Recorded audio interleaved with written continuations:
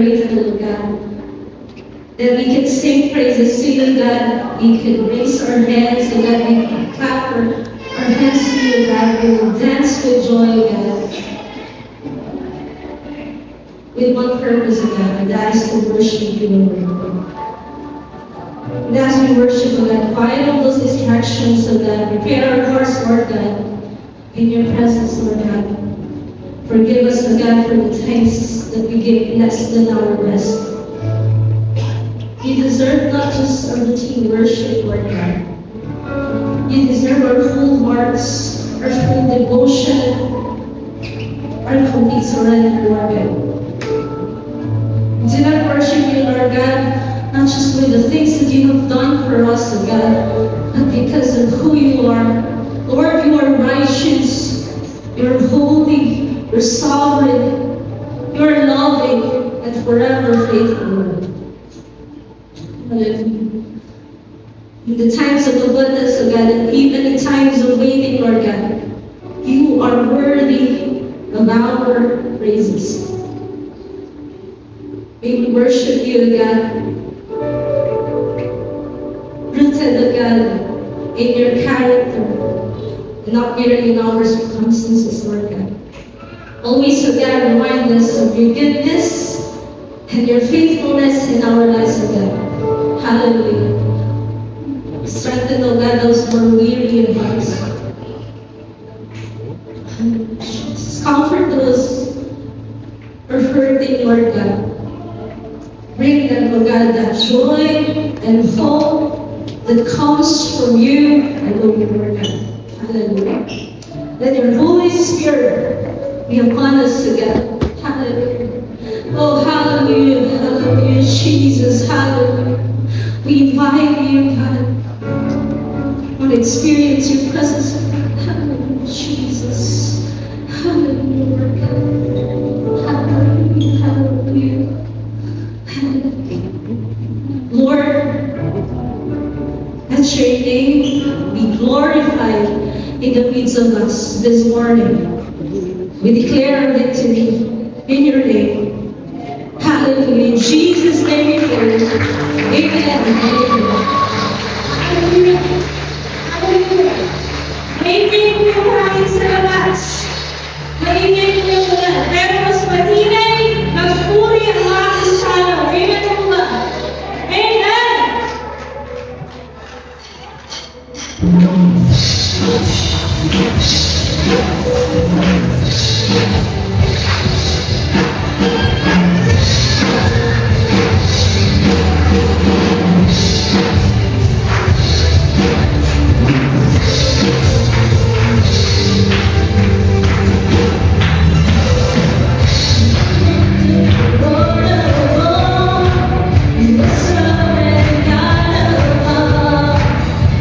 Creation's out.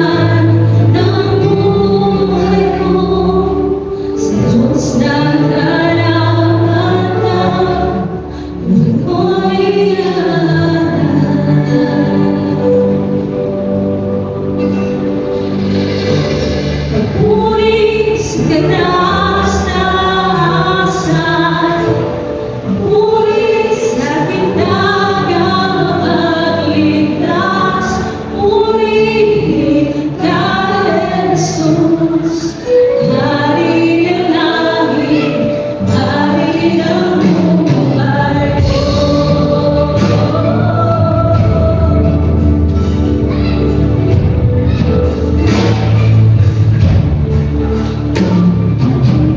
Wala puso ko, iyong binuksan dahilan mo, susi sa walang hanggan. Buhay ika'y namatay at nabuhay muli. Muli sa kataas-taasan, muli sa pinagmamagligtas, muli ka, Jesus. Hari ng langit, Hari ng buhay ko. Muli sa kataas-taasan,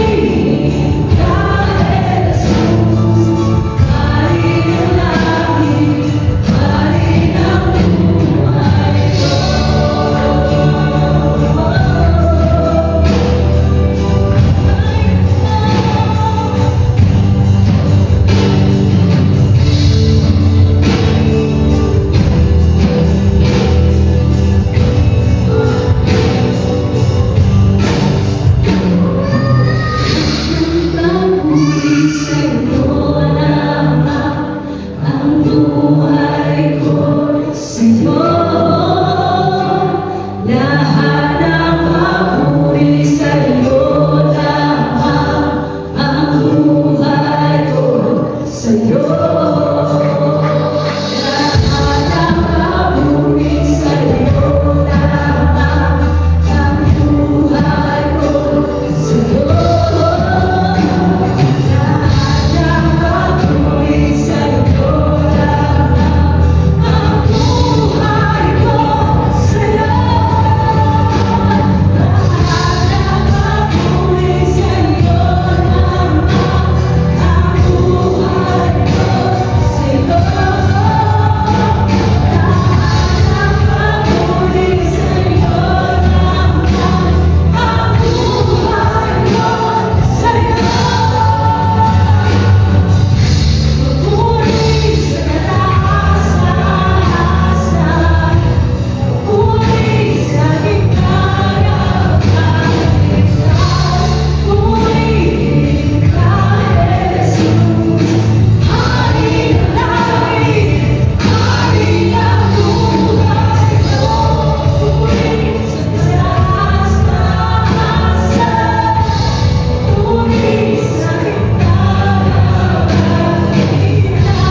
muli ka, Jesus. Hari ng langit, Hari ng buhay ko.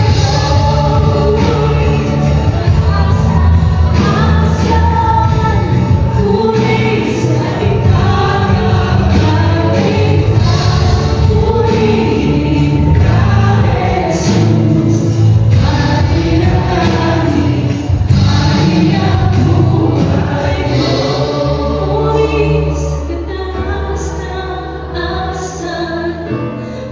buhay ko, sa'yo lahat ng papuri sa'yo lamang ang buhay ko, sa'yo lahat ng papuri sa'yo lamang ang buhay ko, sa'yo.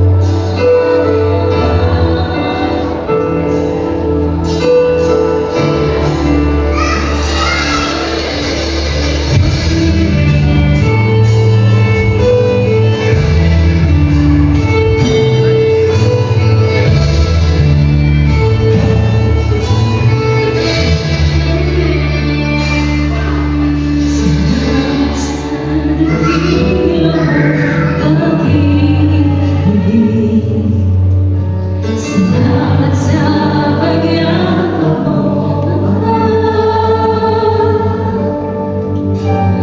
ang presensya mo, ang ninanais ko, ang puso ko ay paalala sa'yo.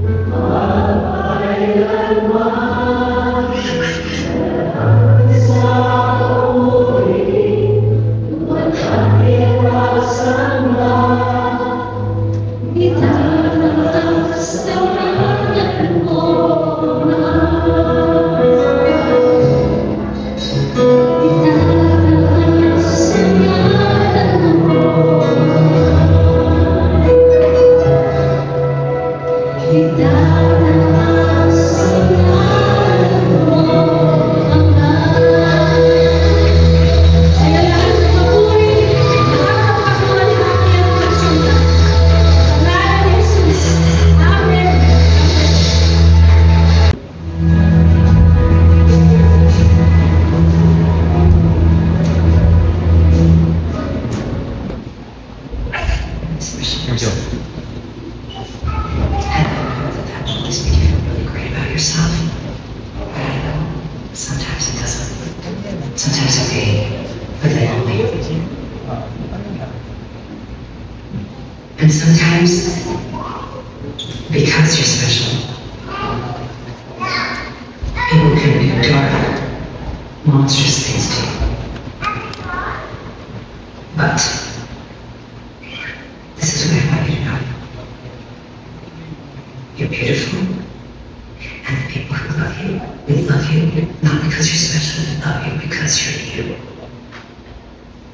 I want you to remember that. Even when it feels like you're totally alone. That's your deepest responsibility. Never forget that no matter how powerful you become.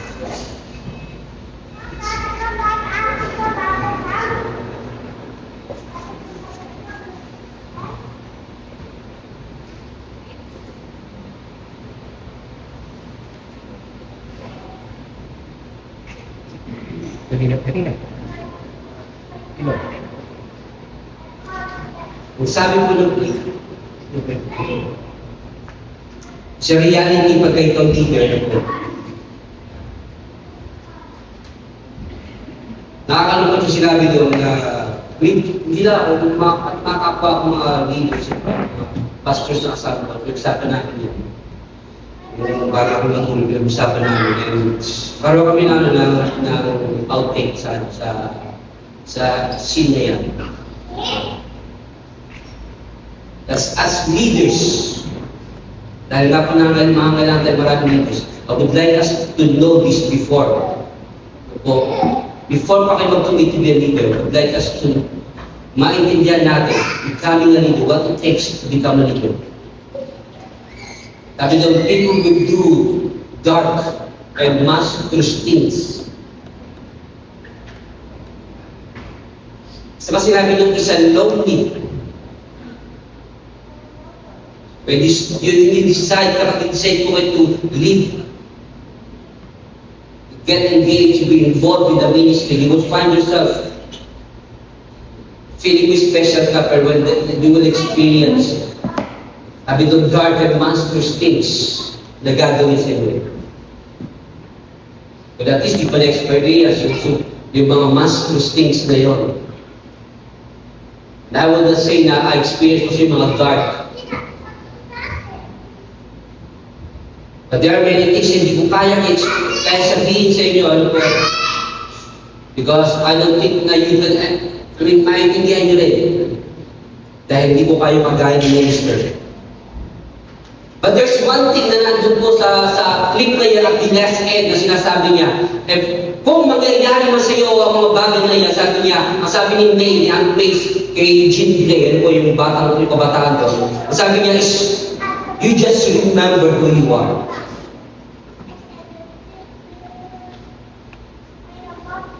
So to every leaders na nag-exist ngayon sa church natin, and everyone who are dreaming to become leaders, to be ministers, to get involved with the ministry, ngayon pa lamang, hintayin nyo na sa isip nyo kung sino kayo.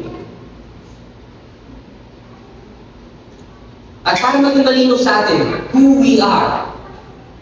Ano nga ba pagiging minister? Ano ba pagiging steward? Ano ba pagiging leader sa loob ng church? Gusto kong balikan yung isang verse na pinag-aralan natin last week, yung 1 Corinthians chapter 4 verse 1, at isasama natin yung the rest na 4 verses dahil sila nagko-comprise ng isang talk. Ano po? So sabi ko sa, ang title po natin ngayon sa mga is Ministers and Stewards. 1 Corinthians chapter 4, verses 1 to 5, sabi ko ng verse 1, this then, sana naalala po ninyo, this then is how you ought to regard us. Sabi po ni Pablo, referring to himself and to Apollo. This then is how you ought to regard us as servants of Christ. And as those who trust, those entrusted with the mysteries God has revealed. Now it is required that those who have been given a trust must prove faithful. I care very little if I am judged by you or by any human court. Indeed, I do not even judge myself. My conscience is clear, but that does not make me innocent. It is the Lord who judges me. And lastly, sabi in verse 5, therefore, judge nothing before the appointed time. Wait until the Lord comes. He will bring to light what is hidden in darkness and will expose the motives of the heart. At that time, each will receive their praise from God. Tayo mo na lang, Lord, Father, and Diyos Ama. Kaya ang Panginoon, bigyan mo po ako ng tapang Panginoon sa pangangaral sa natin, Panginoon. Preach your word, O God. I pray, Father God, the intended people, Panginoon, na gusto mo makaligtasan ito, Diyos, ay maabot ko, Diyos.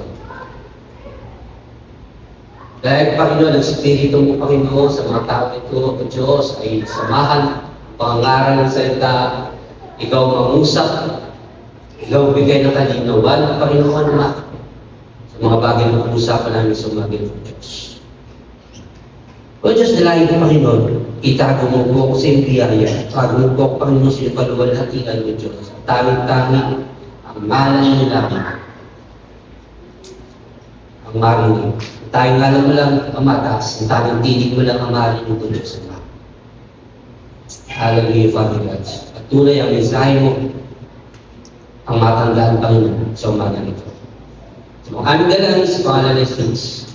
Amen, amen, amen. So, balikan po natin verse 1. Sabi po doon, let a man, lumipat po tayo ng translation. Kanina ang binasa po natin is from the New International Version. Ano po. Pero mas maganda po gamitin natin yung sa ASB sa account sa type ito or yung sa King James Version. Kasi mas maliwanag po yung mga words na ginamit. Ano po. Let a man so account of us as ministers of Christ and stewards of the mysteries of God. So, from this verse po, dito po natin kukunin first 2 points natin. Aralin po natin yung dalawang keyword po na naandyan na madalas yung ginagamit natin na hindi natin talaga yung lalim, ano yung ibig sabihin ng mga salita. No? Many people, marami ang gustong mag-involve sa ministry. And then they will call themselves, katawagin na sarili as ministers. And some are even calling themselves as stewards. Pero hindi natin naintindihan, what is a steward? So sa umaga po na ito, una po natin mag-aralan yung mga salita na ito. Una-una po yung ministers. So ang first point po natin is God's under rowers. Ang parang title po natin yung first point, based on verse 1, God's under rowers. Bakit po under rowers? Kasi po sa verse 1 po, yung word ng ministers. Yeah. Ang word ng ministers, sa Greek, sa original na lengguwahe po, ang word po niya yung operates. Ano po? Which is yun din po na alis sa Lexus namin. Ano po? Lexus yung pinakayin po doon, operates. No? Meron pong, ano sabihin, may edge of operates. Nagaling po sa dalawang salita na pinagsama. It's a compound word kung saan po lang po yung meaning niya, which is the hupo and the erso. Ito po. Hupo and erso. Which means yung hupo is under and yung erso is to row. road or the horsemen, yung mga taga-sagwan, yung ibig sabihin nun. So, under rowers po sila. Pag sila natin sila, yung ministers, ang ibig sabihin niya, are under rowers. Para maintindihan po natin sila, gusto ko tingnan natin yung isang illustration, next illustration. Hindi na mo Di ba pwede patay yung ilog para mas makita? Eh yung inspiration po na yan, yung tinatawag po yan na, yan po yung Roman 3 Women. Po. Yan po yung manilang isang barko na pandigma ng mga Romano. Funny, nakakatawa no? Kasi yung una, ang Romans ay hindi marunong mamangka. Wala silang sandata. Pero dahil mga kalaban nila nanggagaling sa iba't ibang bayan, tumakang yung dagat, so they learn the technology and then yan ang kanilang ship barko during that time. Ito po. So makikita po natin yan, this is, ito yung advance na barko nila. Ito po, sa panahon na yun, yan ang kanilang battleship. Ito po. So makikita po natin, titignan natin sila, meron siyang apat na palapag. Usually, meron lang siyang meron siyang 2 o 3 palapag. So this one, yung barko po na ito, nagtataon na meron siyang 4 na palapag. So yung sa ibabaw, nandun po yung mga sundalo, and then sa ilalim po doon, lalo yung pasandata, yung pangilalim po doon, maliban doon sa kanilang area na pag pinaglalagay ng mga cargo nila, mga pagkain nila, mga sandata nila, yung specific na small area po doon, maliban po doon, yung halos yung 2nd, 3rd, and 4th deck po na yan is composed na po ng mga tao. Yan po, ng mga slaves. Yan po. Na nakatali doon, naka-check po sa lugar na yun para hindi sila umalis. And they only have one role. Ang role lang po nila ay sumagwan. So kapag narinig nila tambol, depende sa pagkakatambol ng kapitan, o ng lieutenant, nalimutan ko yung tawag sa Roman, sundalo po. So kapag tumambol, depende sa tambol, depende sa ampas, ng latigo, alam nila kung sila ay mag-roll forward or mag-roll backward. Depende kung sila ay merong hinahabol o sila ay merong babanggain, so they have to roll forward. Ganyan naman, kailangan na mag-maintain na ng speed, depende sa pagkakano, sa tugtog ng tambol. So, doon babase yung kanilang pagsagwan, kung gano'ng kabilis, gano'ng kalakas.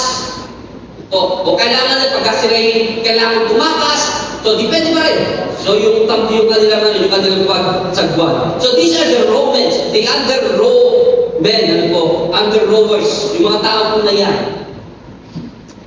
Ngayon po, isang under-Roman, meron po silang katangian. Una-una, pag ikaw ay under isang minister, ang ibig sabihin niya, you stay under.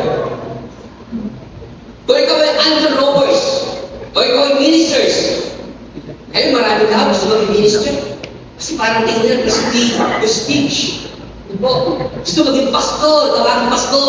Hindi nila nanawa na ibig sabihin ng isang minister, ito po yung pinaka-ibig sabihin niya. Hindi ikaw yung nasa ibabaw. As a minister, ikaw yung nasa ilalim. You stay under. Yung pinatrabaho ng isang minister. Lahat na nagdilim sa Panginoon, yun ang role natin. Yung kapitan, ang nasa ibabaw. Whereas the ministers, the workers, tandaan natin, we stay under.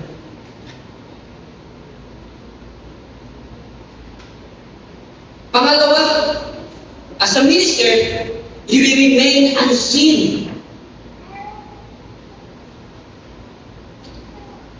Isa pong pinagawian ko na sa katuloy kami po magtuturo, hindi ko na pinapakilala sa sarili ko. Usually, nag-i-introduce ka. By the way, I'm Pastor Jonathan, ako speaker for today. So lahat ng puntahan namin ng Nexus, I made the way, na I will not introduce myself. Kung meron lumabas sa akin na makilala, then magkakakilala kami. Why? Because the goal is, as an undergrower, you have to remain unseen. Hindi lang ikaw nasinyarin, at any point in time, you will never aspire na tataas ka. Magpapakita ka. Number 3, as an entrepreneur, you remain in sync. Mahalaga po ito. Kapag ikaw ay entrepreneur, na dapat kung ano ang beat, sabay-sabay kayo. Hindi mo pwede kanya-kanya yung beat. No. Na. Hindi kanya-kanyang beat. Kung ano sinabi, na po, yun ang beat natin. We need to be sync. Kung ang plano ng Diyos, kung ano pong pinapagawa ng Diyos, doon po tayo. Maaari hindi tayo agree. Hindi tayo sang-ayon. O meron tayo mas magandang idea. Hindi po pwede dahil tingin mo mas magandang idea mo, gawin na lang gusto mo.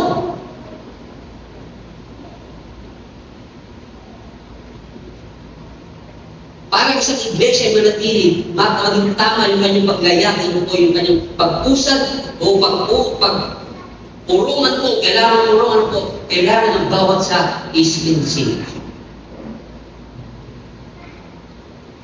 Pang-apat, bilang undergrower ministers, tandaan natin, hindi po pwede may dissension.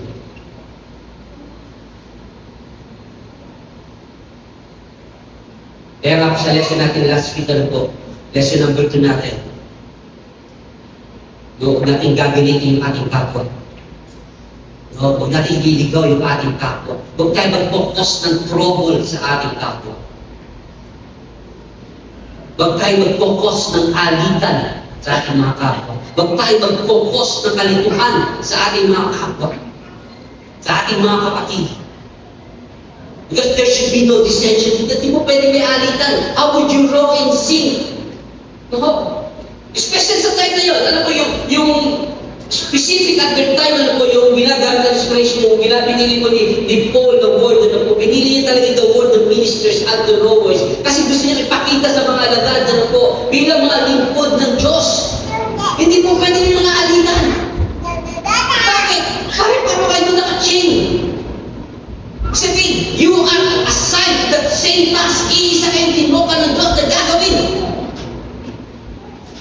Paano kayo mag-move? Paano kayo gagawa ng isang ministeryo kung meron kayong alitan? Sino mo giligil ng Bible study? Pero hindi giligil-gibuhan. Paano hindi yan yun? No? Yung isa muna papasok, isa sa labas. Katapos yung paawit, sa kabila siya mag-exit, tapos papasok na isa. Ganun ba yun? Pwede ba yun? Hindi pwede yun. Hindi pwede may dissension. Hindi pwede may alitan. Hindi pwede hindi nagkakaunawaan. Ano po? Sa karya ng Diyos, sa pamilya ng Diyos, hindi po pwede po yun. Ating galing, itabi natin. Ano mang di magkakaunawaan, itabi po natin. Kailangan kung gusto natin mag-involve paggamit sa Panginoon. Tandaan po natin we must remain unseen. Kung ano ang gusto ng sa taas, yun po ang gagawin natin. Doon tayo ikilos, doon tayo ikilos. Naliwanag po ba yun? Then lastly, as an undergrower, we need to row continuously. Pero wala pa rin. Teka, sabihan po kami tumatakbo. Sabi namin, you don't stop when you are tired. No, kapag ang naka-schedule yung takbo is 60 minutes. Takbo, tapos slow na takbo, tapos meron pa bang 30 minutes na zone 3 or zone 4. Ano po, yung talagang takbo mo talaga. No? Kahit napagod ka na, nararamdaman mo lang kulang ng kinukulang ka ng ano. No? Hindi dahil pagod ka na, titigil ka. No. You don't stop when you are tired. You stop when you're finished. You only stop when you're finished.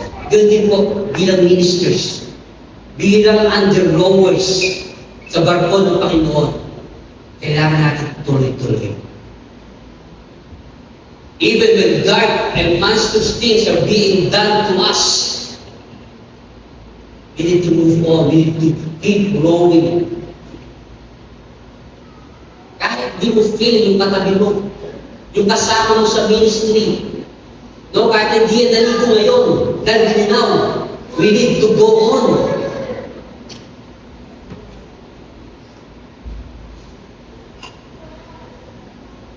Naintindihan po ba natin yun? Kaya gusto ko yung illustration ng porcupines eh. Yung mga porcupines daw, alam niyo yung porcupines? Alam niyo yung porcupines? Hindi mo yung nasa Baguio. Pine tree po yung pine tree. Porcupines, yung hayop po na maliliit sila, mga cute, na yung balahibo po nila ay matalim. Na po, ginagamit kasi nila pag kami umatake sa kanilang mga hayop, mga hunters, ano po, tatalitin sila. Ipapakita nila yung kanilang mga tinik, ano po, yung balahibo nila, yung matatalim, ano po. Kapag sumukon yung hayop, yung predator, matutusok. In fact, yung mga porcupines po are able talagang i-eject nila ito ng ano. Kaya nilang i-eject yun. Kung talagang hindi makikinig sa kanila, bago pasumugod, i-eject na nila yung mga kanilang parang spear na mga balibong sa likod na po. Ba't ang nakakatuwa sa mga porcupines? Pagkat marami silang pagtusok, kapag maginaw, pagsasama-sama sa isang lugar. Isang lugar na maliit. Magsasama-sama sila doon, at kahit nagtutusukan na sila, nagkakatusukan nila, they will still remain as one. Napo? So, ganoon din po sa atin, bilang mga lingkod ng Diyos. May iba ba tayong galing? Discuss na natin last week, ano po? May iba ba tayong galing? None of us are perfect. Napo? Wala sa atin ang perfecto. Wala sa akin yung mahusay, sabi na sa Biblia, di ba? Sabi last week na pinag-atin. Pero we need to come together. Kailangan natin magsama-sama. And we need to grow continuously. Kasi tayo ay ministers under the ship ng ating Panginoon. Amen? Kaya, pasensya niyo lang kami nung hindi nakaligo ngayon. Ito, nangangako naman po yan na next week maliligo na po siya. Kapag next week di pa rin naligo, unawain na rin natin talaga maginaw. Ito, nangangako po yan pag sumikat ang araw, maliligo din po sila. So we need to row continuously. So as an under-rower, as a minister at the natin, we always stay under, we remain unseen, we move in sync, and there should be no dissension, and we must continuously grow. Second word na pag-aralan natin in the word is stewards. The God house managers. So verse 1 pa rin po tayo, sabi po, don't let a man so account of us. Basta again, ang pinag-usapan po ng Pablo dito ay ang kanyang sarili at si Apollo. Ito po, sa background naman po, during this time po, sa Corinthians, ano po, sa chapter 1, makikita po natin dito bakit niya binabanggit na po sa Pablo po ito. Kasi during that time po, sa kanyang sulat, pinakita po ng Apostol Pablo na meron pong isang nangyayaring gulo sa Roma during that time, o sa Corinto. Ano po? Na ang mga alagad ay namimili sila, sabi nila, I follow Paul. Yung isa namang grupo, sabi nila, I follow Apollo. Yung isa namang grupo, sabi nila, hindi, kami, ang sinusundan namin ay si Pedro. Ay, ito iba spiritual, sabi nila, kami hindi. Ang sinusundan namin ay si Kristo. So pinag-aaral yung tatlong leaders Ano po, pinagbabangga sila, pinagkukumpara sila. So, dito po sabi po ng Apostol Pablo po, let a man so account of us. Dapat ganito ang turing natin sa kanila. Either si Paul o si Apollo o magsisepas o si Peter o kami yan. Ituring natin sila as ministers of Christ. And pangalawa po, sabi ko dyan is, and stewards of the mysteries of God. Ito po, yung word na stewards po, ang ginagawa ko dyan is, oikonomos. Yan, oikonomos po. Nagaling sa dalawang salita, pagod na rin po alin. Again, galing sa salitang oikos, which means house, and nomos, which sa atin po sa English ay law or rule. Po. Ito yung galing, nomos is galing din sa natin Greek na root word, no? Kung saan natin kinuha yung salitang name. Nome. O, nomos. So, oikos plus nomos or law or rules. Sabi sila yung mga nagpapatupad ng rules sa bahay. Or, sa mas madaling salita, they are the house managers. So, they are the house managers. Ibig sabihin ko ba no, sila yung may-ari ng bahay? As a house manager, siguro sa atin, sa Bible po, meron tayo illustration na maaalala niya, si Joseph the Dreamer. Doon siya po ay binenta sa Egypt. Ang unang trabaho niya, at siya naging katulong sa bahay. Ito kay Potiphar. So, under Potiphar, katulong siya, and later on, nag-improve siya, na-upgrade siya. Ano po? So, na-upgrade siya, na-promote siya, hanggang sa naging siyang house manager. Naging siyang second hand. Ang sabi nga po sa Bible po, sabi ni Potiphar sa kanya, ang lahat sa bahay nito ay pinagkakatiwala ko na sa iyo, maliban lang sa asawa ko. Ganun kataas yung rango niya ni Joseph during the time. No, ibig sabihin lahat ng gagawin sa bahay. Si Joseph nagkako sa akin. So hindi lang siya basta house manager si Joseph dito. So yung illustration ko, si Joseph is a house manager. So yung pinagsabihin dito ng stewards. Pero hindi ibig sabihin, dahil ikaw may house steward ka, o maging si Joseph ay yung itinalaga siya, itinaas siya ni Potiphar bilang house manager sa kanyang bahay, hindi ibig sabihin na si Joseph ay siya na may-ari ng bahay. Which is the very first meaning at very first na dapat natin maintindihan as stewards of the mysteries of God, as stewards ng ating Panginoon, tagapangalaga ng ating Panginoon, we are not the owners. Kaya nga po ako, may problema po ako kapag ang ministry ng pangalan sa isang tao. Jonathan Corpus Ministry, International, Universal, Interspatial. Ano ba? Intergalactic.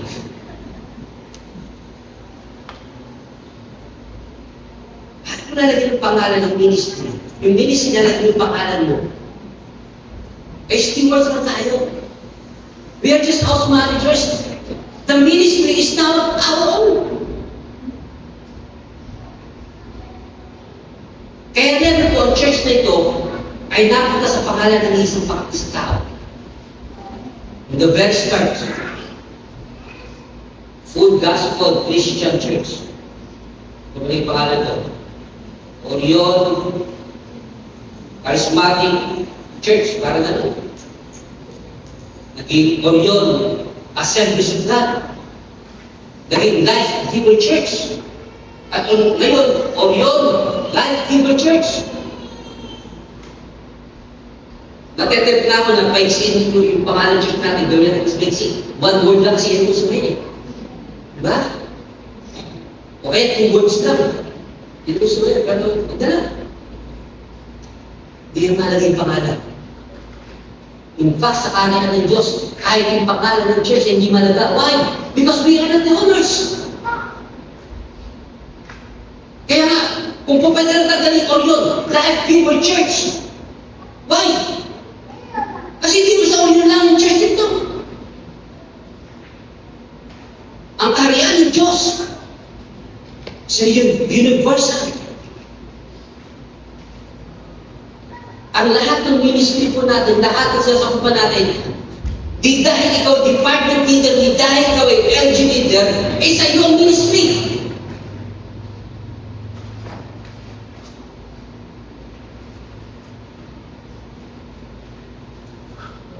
Hindi po atin ang ministeryo. Tayo pinagtatiwalaan ng Panginoon ang kanyang trabaho, ang kanyang ministeryo, pero hindi po ito atin.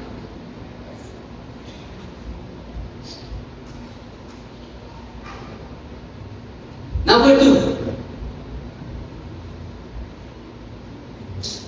as an oikonomos, as a steward, they do the master's work.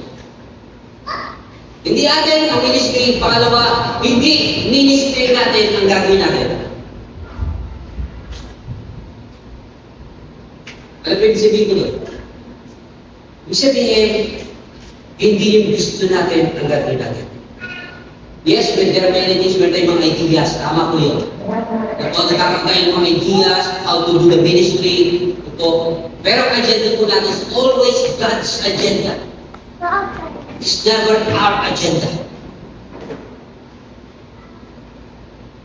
Kaya nga walang pinataas. Hindi natin pinataas.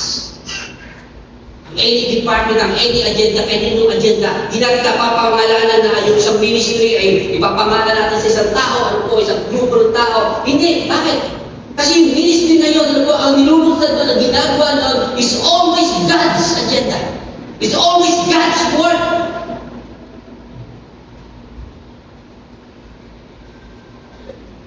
Kaya kahit ako po lagi ko sinasabi sa inyo, kapag ako'y lumalabas, sinasabi ko sa inyo, bakit? Kasi gusto ko matutunan natin ng bagamat ako po ay pastor ninyo. Hindi pa ako nalilimitahan sa church na ito. Dahil ang tawag sa akin ng Panginoon ay hindi ko limitado sa loob ng iglesia. Dahil hindi po kayo ang aking master. I don't serve under any one of you. Pag di minister of church ito, but I am not under any one of you. Tandaan ko ninyo yun. Ang Diyos ang tumawag sa akin. At di dahil tinawag niya akong minister dito yung sabihin, dito na lang ako. Kaya pag sinabi niyo po sa akin, nandito ka lang, pastor, ang sasagot ko sa inyo, sinagot ni Jesus. Kay Peter's, get thee behind me, Satan.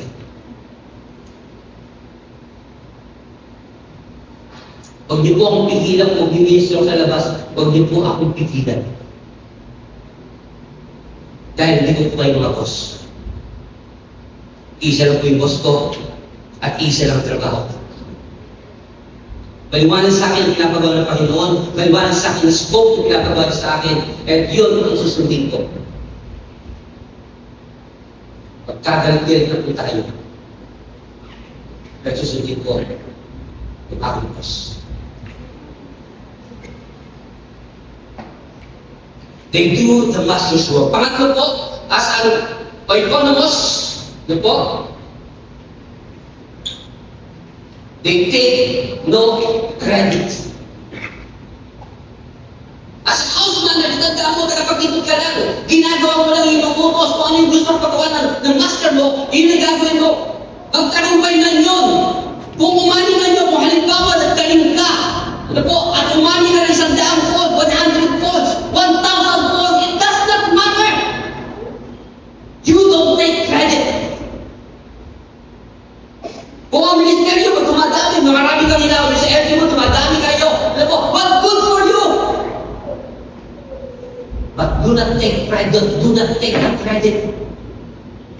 Baliwanag sa sabi ng Biblia, ang Diyos ang nagkukos ng change. Ang Diyos ang tumatawag sa mga tao. Ang Diyos ang nagdadala ng mga tao at malapit sa atin.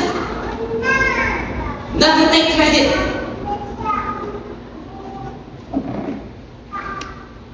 Kahit, ang sabi ko nga kung palang isa pa sabi ko sa inyo, I will not make a quotation na sabihin ko akin yung sinasabi nito. I-quote mo ako dito sa sinasabi ko. Kasi sa akin po mismo sa akin, malinaw ano po. Hindi ko na alam kung alin ang sarili kong thought Sa dami ng mga narinig ko pangaral, mula bata pa ako, sa rami ng narinig ko, o nabasa ko mga resources, ano po, hindi ko na alam sa mga inputs na yun. Na kapag ako may nakita sa Biblia na masasabi ko, uy, fresh sa akin po, bago ko lang ito ah.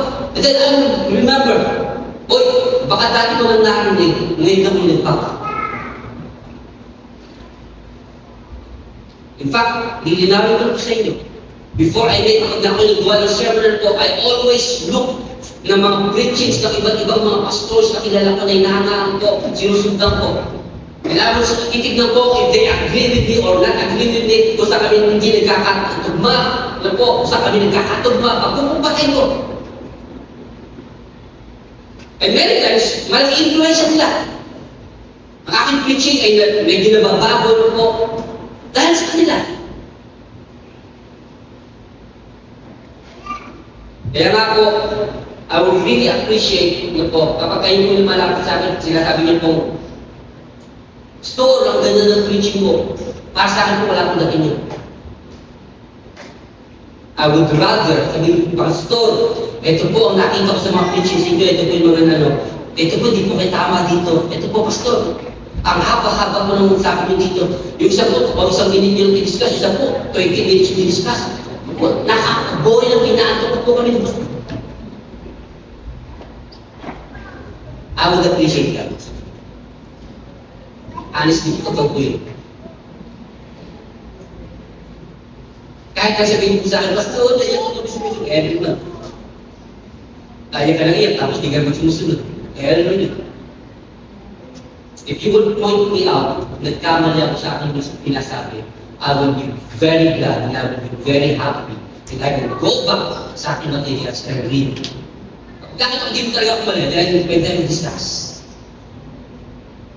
So, as a steward of God, we don't take credit. Kahit gano'ng success natin, we don't take credit. Amen? Amen?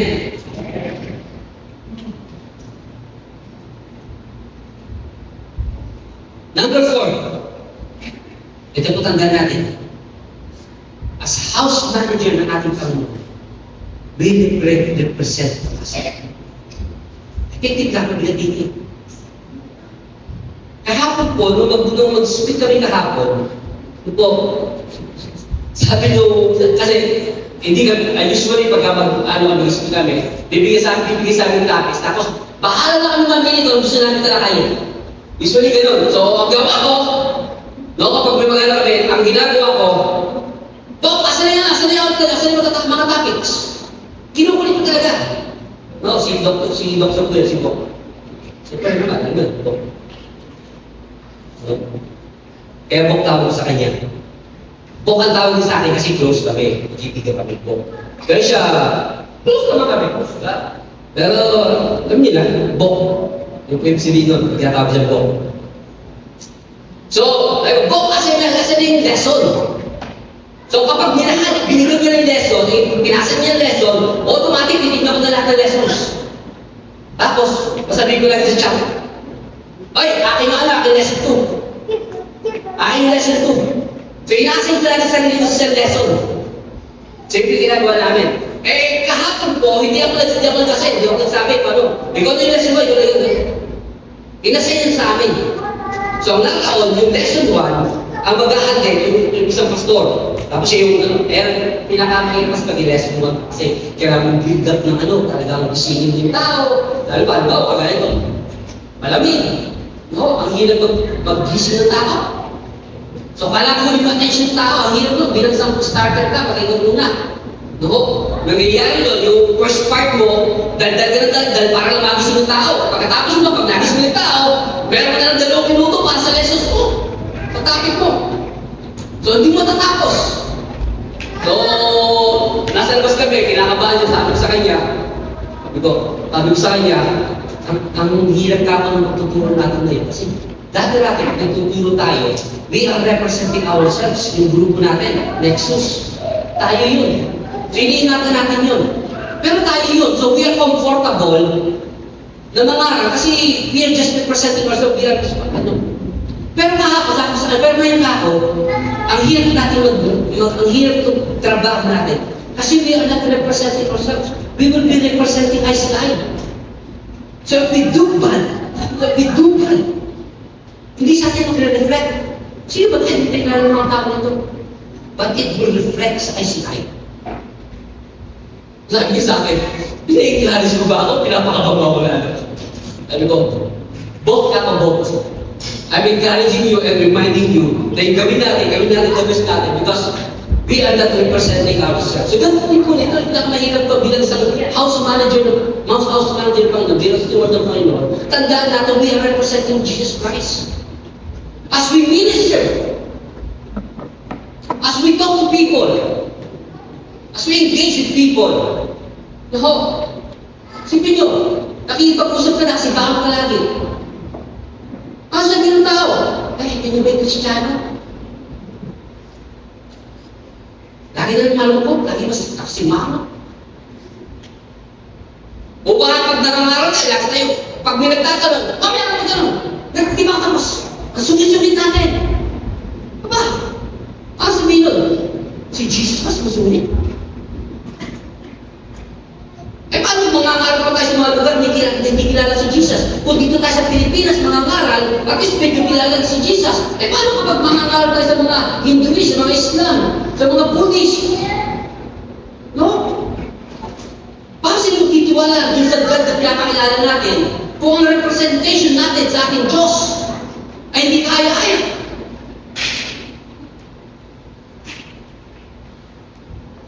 Pupunta tayo sa lugar, mangangaral tayo, mag-evangelize tayo, mag-minister tayo, tapos daldalagin, tampuhan natin.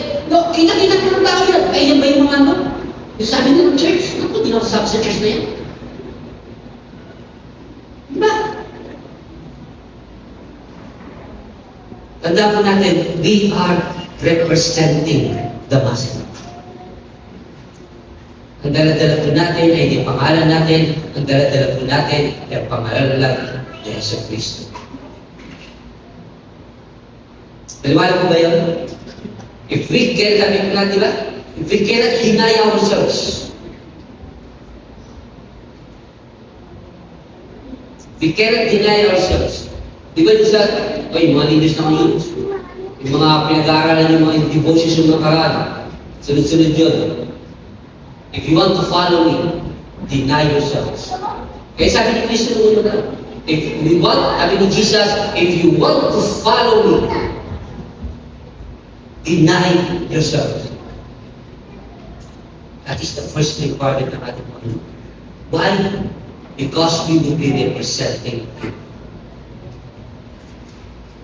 And lastly, as an oikonomos,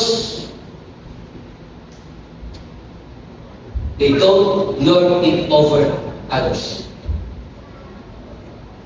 Di dahil tayo pinagkatiwalaan ng amo, ng master sa bahay, it says, binigay na sa atin ang pamahalaan, tayo na yung mayordomo. Ito po, tayo na yung mayordomo sa bahay, ibig sabihin, ay hindi na tayo alipin. At tapos, aalipin nila yung mga sabi mga tao sa paligid natin, mga co-workers natin na mas mababa sa atin, pukutusan natin, ano po, talagang aalipinin natin. Ulitin natin, we are not the owners. We are just representative. But we ourselves ay nakalingkod lang din. Alipin lang din. We should never put ourselves higher than anybody. Hindi dahil nagsasuccess tayo, gumaganda yung pinagkatiwala sa ating Panginoon, ay mas mataas na tayo sa iba. At dahil kung magsusungit na tayo, wala na tayong pakialam sa iba. No? Na yung ating kapatid, wala, hindi na natin papansinin kasi tingin natin, mas successful ako sa kanya, mas mataas na ako sa kanya. We don't learn over others. Sabi ng Panginoon, it should not be so. Sabi ng ating Panginoon kung dito sa mundo, ang mga masters lord over. Sa mga nasasakupan niya, sabi ng Panginoon, it should never be so. Hindi dapat ganon sa inyo. Paalala ko sa atin, kapag nag-minister tayo at tumaas tayo, never natin ma-achieve na tayo ang magiging honor. Naintindihan po ba natin? To all the leaders and those who want to be leaders, tandaan natin, we must always deny ourselves. And we will not rule over others. Number 3 po. Number 3 point po, malapit na sa dulo. Ito, God's faithful servants. Nakita po natin yan sa verse 2. Ano po? Sa verse 2 ng ating pong binasa, ipakabalik mo sa verse 2. Now it is required that those who have been given a trust must prove faithful. O, meron pa akong ano yan, image, si Naaman, image mo ni Naaman. Sige, ibalik mo. Nagkamali ako pag-image mo. So sa 2 Kings chapter 5, makita po natin yung istorya po ni Naaman, which is isa po siyang general sa army, ano po, kalaban ng Israel, ano po. So he was a great general, kilala siya ng in fact, nire-respeto siya ng hari, ano po. At ang problema ng kay Naaman, bagamat siya isang decorated na sundalo, talagang mahusay na leader, ano po, talagang mahusay na sundalo, ano po. Ang problema niya lang ay meron siyang ketong. Po. So meron siyang ketong, yung kanyang ano, yung kapintasan ni Naaman. Po. Sabihin, mayaman siya, siguro, guwapo, ano, kasi ang kanyang kapintasan lang, yung meron siyang ketong, ano po. So sa isang conquest nila na Naaman, nakabihan sila ng mga Israeli na mga Hudyo, ano po.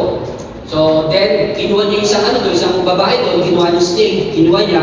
And then yung slave niya na to, dahil sa kanyang concern, sa kanyang siguro, mabuting tao to, mabuting master, so nagkaroon siya kapalagayan kay Naaman. Sabi niya kay Naaman, sabi niya, kung ang aking master lamang ay pupunta sa propeta sa Israel, I'm sure na gagaling siya. Yung sabi nung alipin na ito. So narinig nila, so doon natin makita siguro maganda yung relationship nila kasi nung marinig yun yung Naaman, at siguro si Naaman din ay naghahanap na ng solusyon sa kanyang ketong. So tinanggap niya yung payo. Ginawa yung kanyang hari, sabi sa kanyang hari. Meron niya pong propeta doon sa Israel na pwede akong umaling. Sabi ko, ganoon ba? O sige, papadala kita na ito, gagawa ka ng sulat. Papunta sa hari, punta ka doon sa Israel, pakita mo sulat na ito, ipakita mo yung mga regalo. Dadala natin. So pagdating nila Israel, pagdating sa Israel, ano po, ibinigay ko sa hari, yung hari ng Israel, yung sulat. Sabi nung sulat, etong lingkod ko na ito, si Naaman, aking general, ano po ay isang nire-respeto ng general, special sa akin to, so pinadala ko siya sa iyo, at siya yung pagalingin mo. At lumabas ito ng hari, alam mo na reaction. Yung hari, natakot. Nako, pinulit niya yung sulat. Sabi niya, sino ba? Diyos ba ako? Diyos ba ako na kaya kong pagaling? Sabi niya, siguro itong hari nito, gusto nilang magkaroon ng dahilan, gusto nilang gumawa ng dahilan para atakin ng Israel. At kalabanin ako. So, natakot yung hari. Nung alam naman ni Elisha, na gano'n nung nangyari, na pinulit nung hari, yung sulat, yung damit niya, pinulit niya, sabi niya, bakit mo pinulit yung damit mo? Pero hindi naman mo. Padalin mo, papuntay mo rito si Naaman, at ako nang bahala. So, pinapunta si Naaman. Punta siya kay Elisha. Nung pagdating nila Elisha, doon sa bahay nila Naaman, pinadala ni Elisha yung kanyang alipin, si Gehazi. Sabi ni Gehazi kaya nung Naaman, sabi ko ng aking master, sa akin na prophet Elisha, pumunta ka lang po sa ilog ng Jordan, tapos lumubog ka doon. Sabi, ikaw ay gagaling. Lumubog 7 beses. Nagalit siya, nagalit si Naaman. Sino ba gagalit? Sipin mo, libog ka ng hari. Dahil ka pa ng hari. Tapos galing mo sa isang propeta, isang simpleng propeta, hindi ka masinalupong. Nagpadala ka ng alipin. Sipin mo, dinagalit si Naaman. Sabi Naaman, huwag naman. Papalit na sila. Pero sabi mo sa kalagad, Naaman, sabi sa kanya, and I find it interesting, ano po, yung verse 33, pakipost mo ngayon. Sabi nung Naaman's servant went to him and said, "My father," so ganun yung respect nila kay Naaman. "My father," tawag nila, "if the prophet had told you to do something great, king, would you not have done it?" Maybe sometime, pag babalik po natin istorya nito, hindi natin yan. Kasi, I find it interesting na ito, na yung sinabi naman ito. So, pinasabi sa kanya, bakit di mo gawin? And so, Naaman, ginawa ni Naaman, punta siya sa Jordan River, move siya. And we know this story. After nung pang-pitong angat niya, ahon niya, he was healed. No? Hindi natin alam kung yung unang lubog niya, walang nangyayari, pangalawang lubog, walang nangyayari, anim na lubog. Hindi natin alam kung baka gusto nilang kumawag ni Naaman, o yung ika-apat, ika-limaan po, at pinigilan na siya. Pero sabi doon, after the 7, gumaling siya. Or baka posible naman, nung unang lubog niya, may nagbawas sa isang bahagi, isang area na gumaling. Tapos, pangalawang lubog, isang kabahagi naman. So, kaya nagpatuloy sa 7, di natin po alam. Ang mahalaga po doon, sinabi ko doon, ay gumaling si Naaman. And then, after pong gumaling na Naaman, bumalik siya kay Elisha para magpasalamat. Sabi ni Elisha, ni Naaman, tanggapin mo yung mga regalong dala namin. Diba, sabi ko yung mga nag-aaral, close to around $1 ang halaga. Diba, sa ating anak ko ng Diyos. So, napakalagang amount. Sinong propeta ang tatanggin? 3 million. Pasasalamat. So, hindi tinanggap nila ni Elisha. Umalis sila sila Naaman, and then, ano nangyari? Si Gehazi, yung alipin niya, yung servant ni Elisha, ginawa, sayang naman yung 3 million. So, ginawa niya, pinuntahan niya. Binago na si Naaman. Sabi niya, wait po. Nag-create siya ng story. Para sabihin na kailangan ni Elisha, nagbagong isip ni Elisha, at kailangan ni Elisha yung gift. So si Naaman, dahil gusto niyang mag-thank you kay Elisha, binigyan niya yung gift. And then pag-uwi ni Gehazi, akala niya hindi alam ni Elisha. Pagdating siya, sinalubong ulit siya ni Elisha, ano ang ginawa ng panubuhan? Ang punto po natin dito, makita po natin, si Gehazi was a trusted servant ni Elisha. He has been serving Elisha for long and serving the Lord ng ganun na kahaba. Siya'y trusted. Siya'y pinagkakatumalaan. Ika nga parang na siya yung house manager at this point sa bahay ni Elisha. Siya yung mayordomo. Pero bandang uli, i-faith. I-faith yung kanyang pagiging minister, i-faith yung kanyang pagiging steward. In one way, i-faith in his faithfulness. Ginawa niya ng kwento. Sinuway niya yung kanyang master. Ginawa niya ng kwento. Nagsinungaling siya sa kanyang master. Ang sabi po ng ating verse 8, now it is required. Ang sino daw kung gusto maglipot, sabi po, it is required. Na dapat patunayan ng lahat.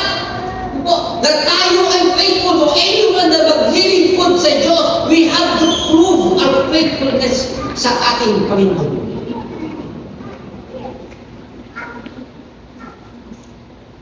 Ang faithfulness po hindi sabihin sa umpisa lang. Ang faithfulness hindi sa iisang event lamang. Ang faithfulness po hindi sa ilang sunod-sunod. Hindi yung paglilingkod na, yes Lord, maglilingkod ako ngayon. No. Yes Lord, pupunta pa ako ng Sunday. Mag-worship ako sa iyo.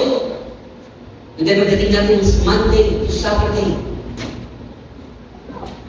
wala na si yes Lord. Iba na ang ating Lord. Faithfulness has to be lived. Kailangan sa buhay, bawat araw, bawat minuto, bawat oras. Yes, I know. Nasa katawan lupa tayo, nasa mundo tayo nito. We will fail from time to time. Pero pala po doon, nandun pa rin, we would like to follow that. We would like to honor that. At every time of our life, we seek to glorify Him. So anyone, lahat po na naglilingkod sa Panginoon, ang faithfulness po natin, hanggang dulo. Sa lahat na maglilingkod sa Panginoon, wala po kontrata. Pag nandito po kayo sa Panginoon, kasi dito, hanggang hindi dumarating na. Tutuloy-tuloy tayo. We will grow our boat, we will grow the boats hanggang sa pagbalik niya. Amen? And lastly, verse 3, ito po, sa tabi po doon, I care very little if I am judged by you or by any human court. Indeed, I do not even judge myself.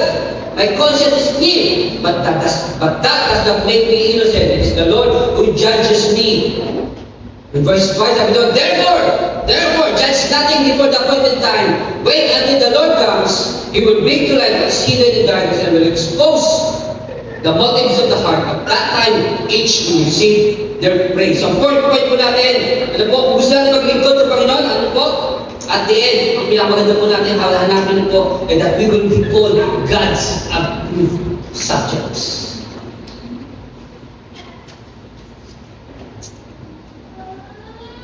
Ito po yung end goal natin. Ministers and stewards ng Panginoon to be faithful until the end, and then God will recognize as God's approved subject. Sabi mo ni Apostle Paul, wala akong pakailan.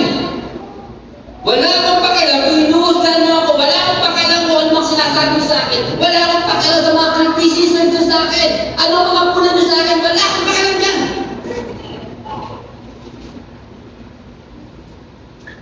Sabi ng Apostle Paul, ano po, kahit ikumpare mo ko pa ako kay Apollo, kay Cephas, ano po, ibang paraan ni Apollo, tingin nyo mas magaling si Apollo, tingin nyo mas magaling si Cephas, wala akong pakailan dyan. Kasi he doesn't take credit, di ba? Bakit po? Walang credit, walang ano. Hindi mo inahabol na ako maging pinakamagaling. Kaya sabi ng Apostle Paul, even I myself, I don't judge myself. I don't compare to others. Hindi ko kinukumpara sa sarili ko. In fact, this is one of my ina-apply ko sa sarili ko. Kasi, kaya kami lang kung isa pala, sabi ko sa Panginoon, I am not, will not be called a pastor. Kasi hindi ako kapastor-pastor.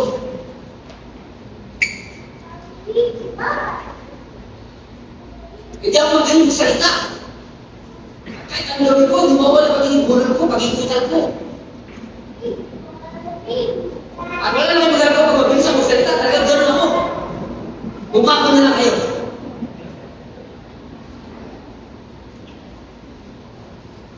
At ang malaking problema, balikan ako. Kaya magiging natin yan, talagang mahaba sa naman ko. Wala na akong pinag doon.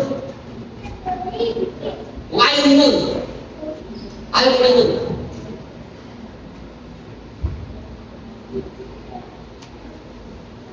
Sabi niya ni Apostle Paul, wala na akong pakialam sa mga kinokomment nyo, sa mga punan nyo, sa mga criticism nyo, sa mga parasas nyo, wala na akong pakialam doon. Bakit? Para sa kanya malaga? Ang malaga sa kanya, ay approval ng Panginoon. Ano ang tingin sa akin ng puno? Yung sabi niya nga sa kaya kung babalikan natin yung first clip natin, pakita mo yun, yung image. Kung babalikan natin yung first clip, yung last, yung clip natin, ang sabi ng kay Jim, sabi niya, remember who you are. Sa dami ng narinig mo, sa marami mag-comment sa'yo, marami hindi mo nakagusto sa'yo, kahit maganda na ginagawa mo, marami pa mag-comment sa'yo, you will never please everybody. Kaya sabi ni Jim sa kanya, remember who you are. At hindi sa atin, as ministers and stewards, tandaan natin, sino tayo? Tayo ay ministers ng Panginoon. Tayo ay stewards ng Panginoon. We don't take the glory. We don't take the praise. Hindi tayo tumatrabaho para sa papuri ng mga tao. Hindi natin hinahabol yung kagustuhan ng mga tao. Hindi tayo nagpo-post to get likes and hearts. Kaya tayo pakialam doon. Ang mahalaga sa atin ang hinahabol natin, ano po? Kung sabi ni Timothy, ni Paul kay Timothy, 2 Timothy chapter 2, verse 50, sabi niya, do your best to present yourself to God as one approved.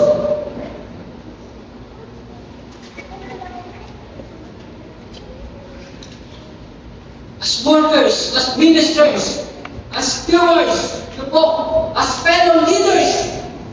Pinapalala ko sa inyo. Kaya kung sabi ng Apostol Pablo ko, do your work, gawin mo pinakapabuti mo para iharap mo ang iyong sarili sa harap ng Diyos. As one approved. Ang ganda niya sa The Living Bible, sabi ko, work hard, so God can say to you, well done.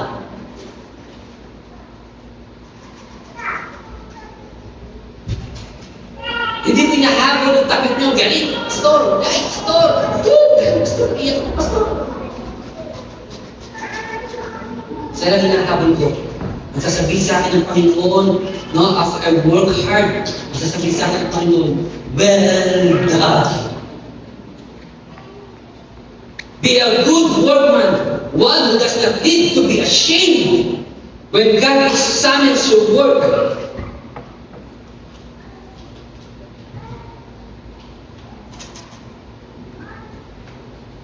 As a leader,